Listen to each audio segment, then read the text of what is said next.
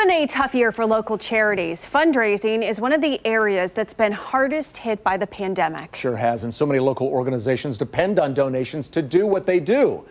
KCTV5's Amy Anderson found out how the pandemic is affecting their bottom lines. From puppies to playgrounds, Kansas City is rich with charitable organizations to help those in need. But thanks to the pandemic, they are suffering. Then all of our fundraisers got canceled. So economically, it was devastating to us as a small charity. Variety KC provides children with developmental disabilities adaptive equipment and opportunities they need for inclusion. Executive Director Deborah Wiebrick says parents started reaching out right away when schools shut down and playgrounds closed. COVID has really been a double whammy for us because at first we represent kids with high risk, so they're very vulnerable, and we had to right away provide them with the tools and support they needed. The kids needed iPads to connect with others and adaptive bikes so they could get outside and play during the shutdown.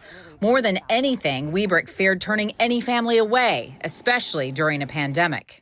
I've worked harder this year than I've worked any other year because of the need of our families, and because our funding is so low, we have to figure out alternative ways to make sure that we've got funds, because when a family reaches out their hand for help, it's humbling and they really need it. And for us to say no I just can't do that. Another organization that never wants to turn anyone away, Hope House. For decades, they've provided emergency shelter and services to women and children who are victims of domestic violence. They too are feeling the pinch, and it's coming at a time when they've had to change the way they do everything. The health department came in as soon as that shutdown order, came out and said, oh, no, you have to do this very differently. I mean, we had 64 people in one shelter and 58 in the other, and we could not do that. Women and children are now housed in hotels. Those in the shelters are socially distanced, with everyone required to use PPE.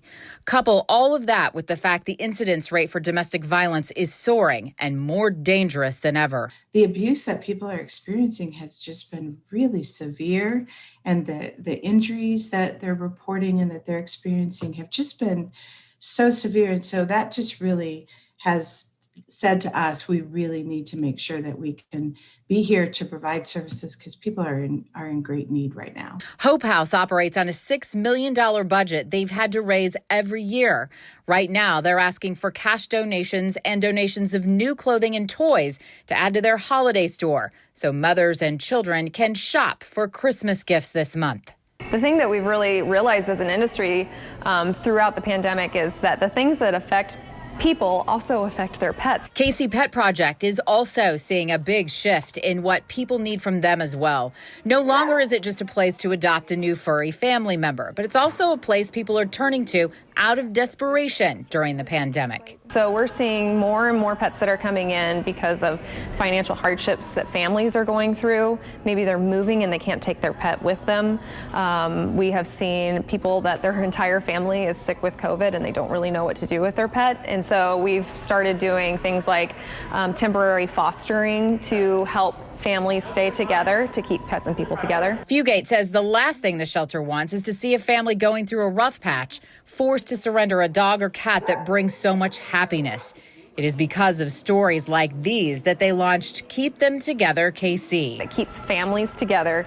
So when a family comes to us and says, I have to give up my beloved pet for this reason, we can say, we have these resources to be able to offer so that you and your pet can stay together. Because the last thing that we want to do is break up a family. And now that they've taken over for animal control, they are out in the community offering food, straw, and shelter to animals who are suffering because their families are suffering. Fugate says the goal is to become an automatic resource for people in Kansas City. These three organizations all rely on donations to fill the needs of people here at home, and they're doing what everyone else is being forced to do, adjust to a situation no one has ever dealt with before. In Kansas City, Amy Anderson, KCTV5 News.